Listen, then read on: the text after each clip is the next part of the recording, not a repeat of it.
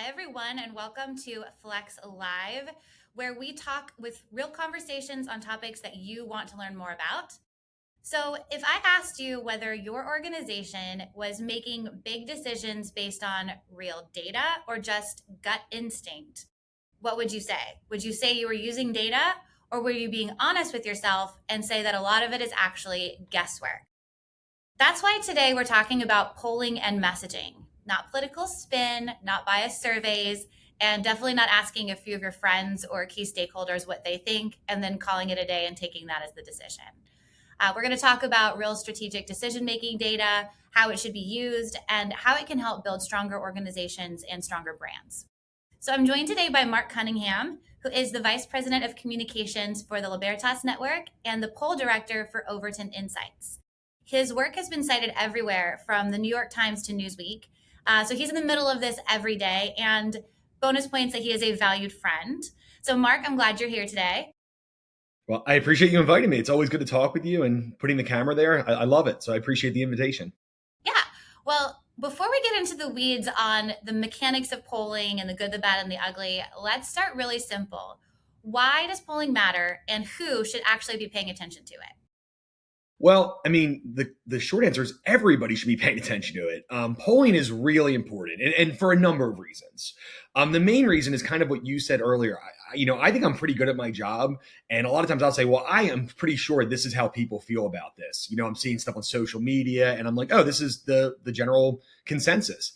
And then you do a poll, and you realize how far off you actually were on that. And so many organizations make decisions based on what they feel or what they think other people feel. But the fact is, none of us really know. And that's why polling is so important. And, legitimate polling is so important to say, hey, we think people are here. Let's test our assumptions and see if we're right. Because if they're not there, you need to bring them over there. And there's a lot more work done through that. And, if they already are there, the way that you're going to message it is going to be much different. So, I mean, I just think from a internal organizational view, you need to know who you're appealing to and where they stand. And there's no better way to do that than an actual scientific. Yeah, absolutely. And within an organization, polling is not just the duty of the marketing department. Really, everybody across an entity should know what's going on, have their finger on the pulse of the results. So, from your perspective, how does a holistic approach at an organization look like when it comes to polling? Yeah, I mean, that's a great point, what you said. I mean, I think, to be honest with you, polling marketing should be one of the last few people to worry about polling, because polling is so important for what you're actually doing internally, right? And the idea is there's a lot of different type of polls. And the ones that are actually usually the least correct are internal polls that are released. Those are usually the worst, and they usually to benefit a certain candidate or a certain position. But I think it depends on what you're looking for, right? It's interesting to say, hey, what do people think of us? Do they know about us? We can put in a poll, what do people in Utah think about Libertas Institute? Find out, what do people think about these issues we're working on? And, based on those issues, what is a compelling message that will bring people on board with what we care about? So, I do think you're right. It's an organization wide thing. It's not just say, hey, let's get some press, which is always great if it's a legitimate poll, but it's, hey, where are we actually at? What is our, current base? What are we looking for? And, it's good to know where you're at in the, current environment to say, oh, we need to actually convince these people. And like you said, it's not marketing. It's not just the CEO. Everybody should be on the same page. Everybody should be knowing what your organization's doing, where you're lacking, which I think polls can show, and, where you need to make progress. So I agree. This needs to be an organizational wide directive, not just somebody who the marketing team knows or the policy team knows. Everybody should know what the polling says. Totally agree with you. And we always can tell when someone hasn't done polling because their messaging is all over the place. And then their different stakeholders and spokespeople are not saying the same things. And so it's hard to really align with a policy issue or a brand or anything when it's disparate like that. Now, for your career, you did not start out as a polling guru, but it's something that you have picked up over the years and really gotten involved, invested, and knowledgeable about. So tell us a little bit about the journey and why this has become so important to you as a professional, and maybe some of the things that got you here and you learned along the way. Yeah, I mean, and I think it's debatable whether I'm a guru now, but I really have. I've loved polling, forever. I'm somebody who really cares about numbers, and I like sports betting. I like, sports. I like to kind of find advantages and look at numbers. So it's always been something I've been passionate about, but never really thought about professionally. I go on 538 when it was a site every day and Real Clear Politics, kind of looking at, different pollsters, how the numbers differ, looking at some of the methodology and what I thought was legitimate and not legitimate. So it's always been kind of a passion for me. But not a profession. So really, it's been something where, when I was at the Beacon Center, which was my previous job, I said, you know what, like it would be really cool to have a statewide poll, a scientifically valid statewide poll, because it's not just about knowing where people are on issues that we care about. It's interesting to know where people are on a lot of different issues. And truthfully, I don't think there's really any better or easier way to get press for your organization than a legitimate scientific poll. The media loves polling, as long as it's not, some crazy group that's, not valid or not legitimate. They like to see where people are in the state. Like almost every poll I've done, there's numerous stories about different questions, because it's something where, there's questions people are asking that the media just doesn't know where people are in it. So to have some kind of scientific result to go with all the stories they're running is really useful. And, truthfully, many state think tanks, I don't think get enough press in their own states. And I think that's one of the major issues where, you can write a report that's 35 pages long and the media is not going to care about, certain things like, oh, occupational licensing. Like we get it. But if you do, if you show a poll with maybe one of the sexier occupational licenses, so to say, and say, oh, 80% of people are for this, that might be something that the media cares about. So, and obviously, one of the reasons our poll is called Overton Insights is because people should be using this poll to see, okay, we care about this issue, but the audience is not on our side. So we might be trying to do this big push on, say, corporate welfare, but 70% of people are against this. So you're not going to just say, oh, let me just go push a corporate welfare bill. It's going to say we need to educate people on what the actual issues are before we can push something like that. So regardless of what side you're on, if you're a candidate, if you're an organization, this information is so important to see. Again, you need to meet people where they are and not meet people where you want them to be. So this is a great way to do that. Yeah, that's a really good point. You mentioned a couple things in there that I want to flag. First, you talked about real scientific polling.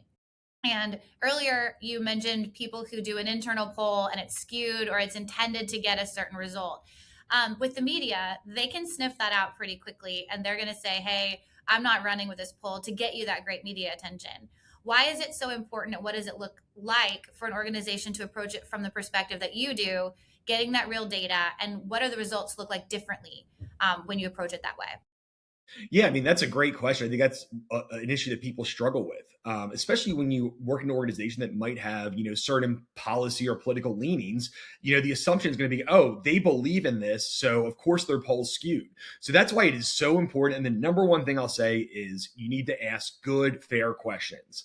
And usually the way I say that, if you're doing the polling yourself and you're not giving it to professional, it's like you need to make sure that your question is truly fair. You need to ask people on both sides of the aisle, like, hey, do you think this is a fairly worded question? Because honestly, that is where most of the bias comes in. You have these kind of push polls where they give you some information first, and then they say, oh, well, if you knew candidate X believed this, this, and this, which are usually exaggerated views of what they actually have, now would you vote for them? And they use that number as if that's scientific. It's not. You inform them on what you think they should think and then ask them that question. So, I mean, I think the way that you ask the questions is the number one most important thing, because you're not going to be seen as legitimate. And, honestly, one of the things that we've done to show legitimacy is, we've polled issues we care about at Libertas, in the Utah poll, where people were against what we believed in. They were on the other side of zoning, for example. And, that does show some legitimacy, because like, hey, we're not hiding any results. And I think the transparency piece is really important.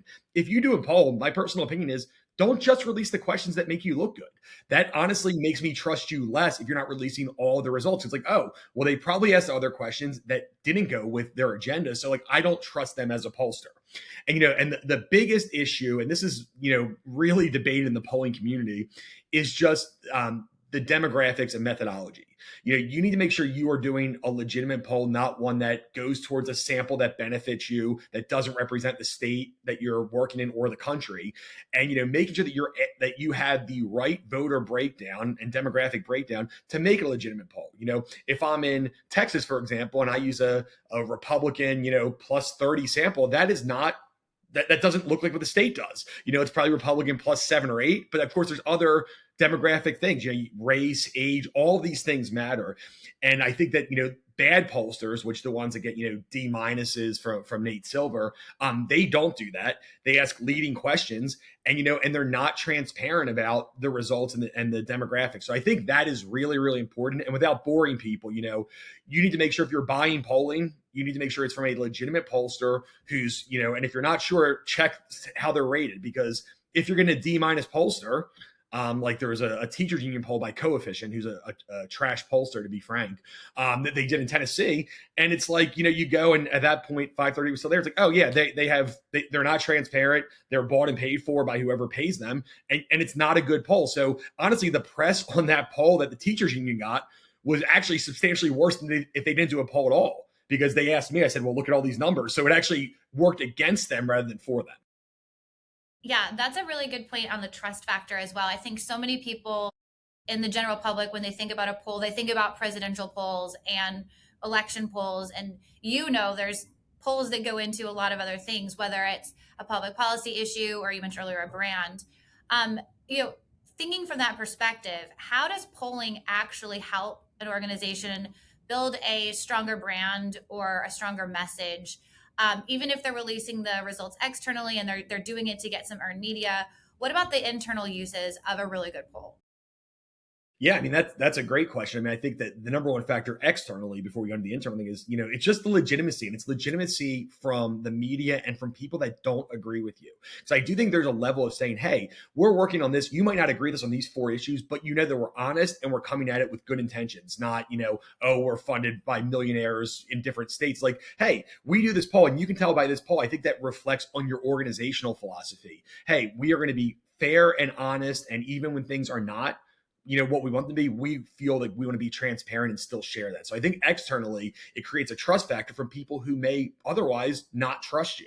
So I think that's number one. And of course, internally, it's really, really important because it really leads to what you do next, and it could be Amazon, it could be a big corporation, it could be a state think tank, but it's saying, okay, do people trust us? Where are people at on our issues?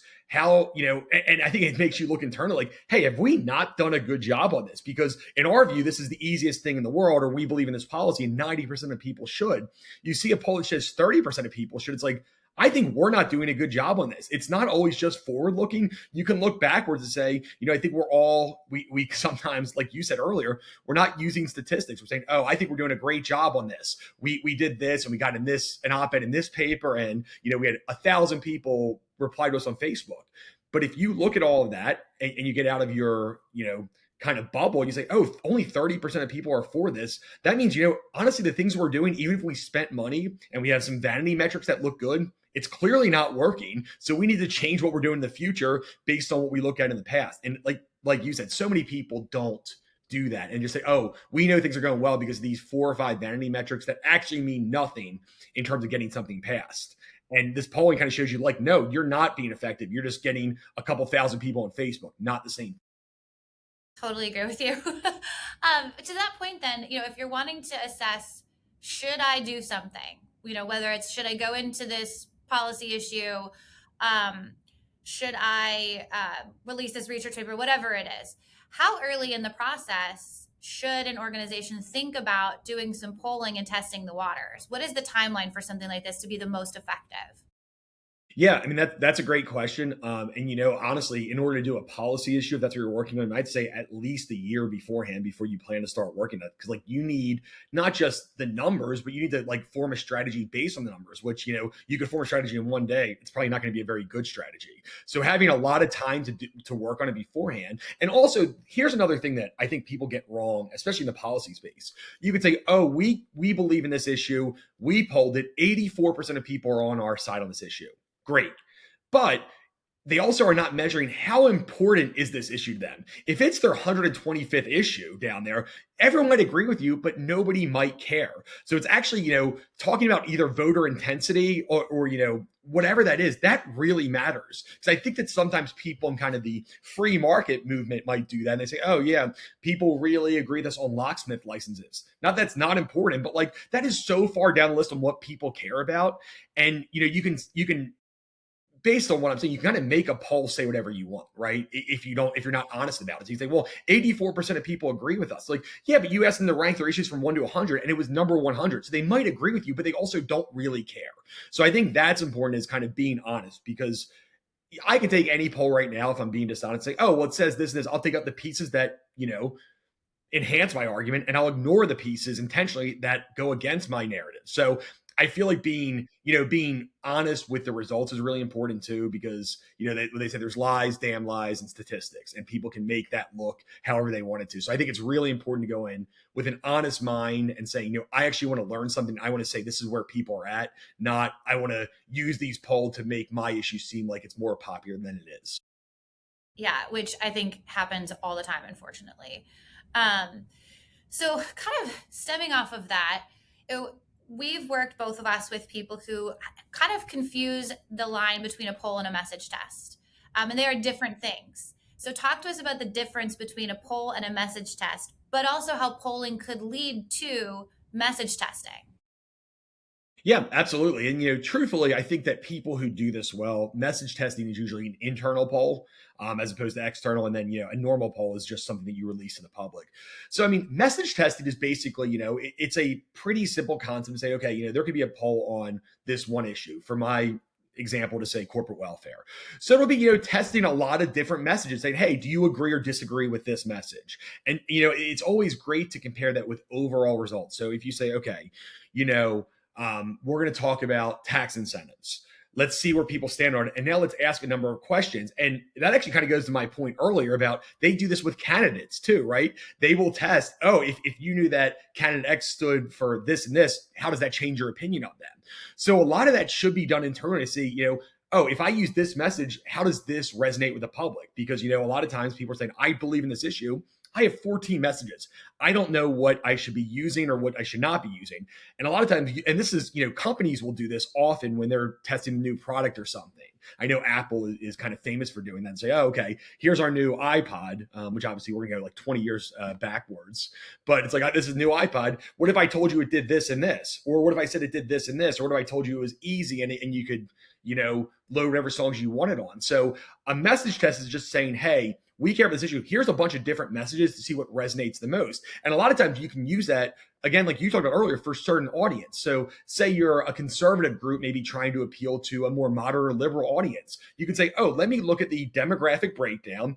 And for this message on, say, tax incentives, this one, this definitely reflected better among Democrats and independents, where this message, reflected better with Republicans. So you might say, oh, for Democrats, the idea is, well, giving our tax dollars to millionaires and billionaires doesn't make sense. If you're talking to Republicans, you might say, this is not a free market solution. This is a government first solution where they get involved in what should be free market economics. So, you can use multiple messages at the same time, depending on what audience you're talking to. But of course, you want to make sure they're not inconsistent with each other. And like you said, somebody might say, oh, here's our 14 messages. I'm going to use all 14 of them in public. It's like, well, those are kind of inconsistent. They don't make sense together. Doing that is something where you're like, I want to get a clear and consistent message, and I'll use the top one or two. And also, not just think about them separately, but think about how they work together, because you don't want, like you said, you don't want to be saying this thing to one side and then saying something completely different to the other side and acting like they're not going to notice. They will notice.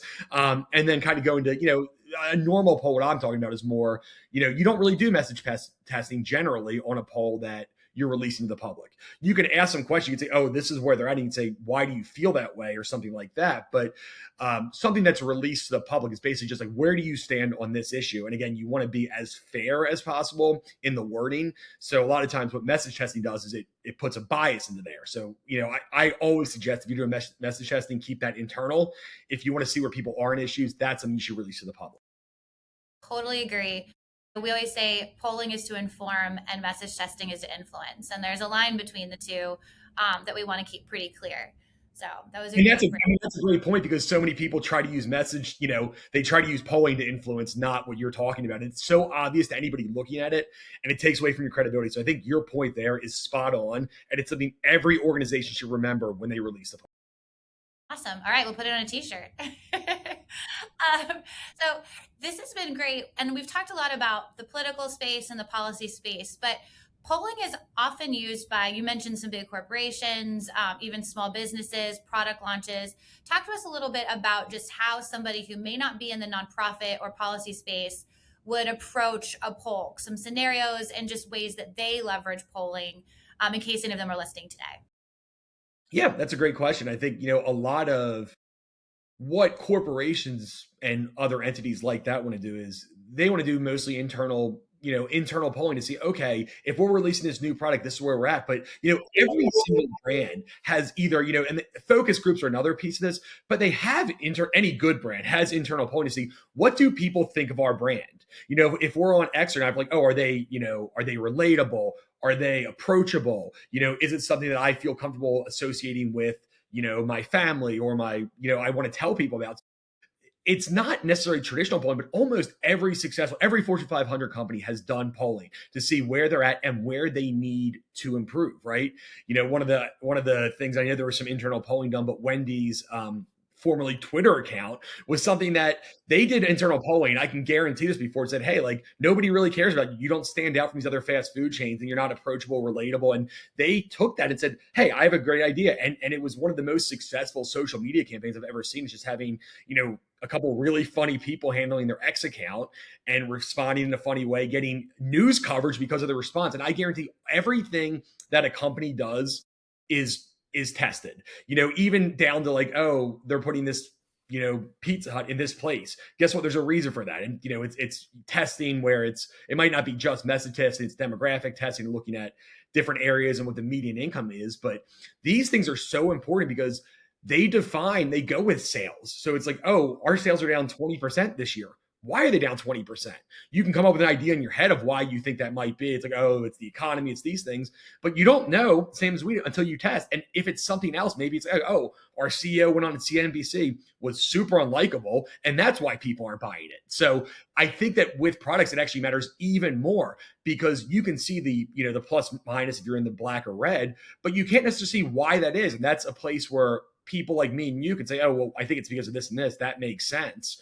But you don't necessarily know until you actually poll. And that's something Bud Light certainly did after their kind of debacle. We're like, oh, things are not going well for us. Let's poll why exactly. And, one of their solutions was to make Shane Gillis one of their spokespeople, which I was fully on.